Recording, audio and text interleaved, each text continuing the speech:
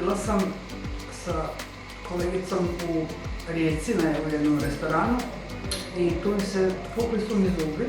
Jednostavno sam gledala po fejsu, tražila i jednostavno sam ukvarena.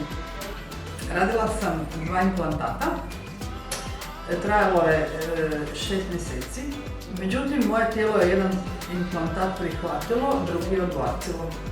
Nakon toga hirurg mi je stavio, smontirao, ne znam kako bi rekla, drugi implantat umjesto tog implantata i opet sam morala čekati 6 mjeseci.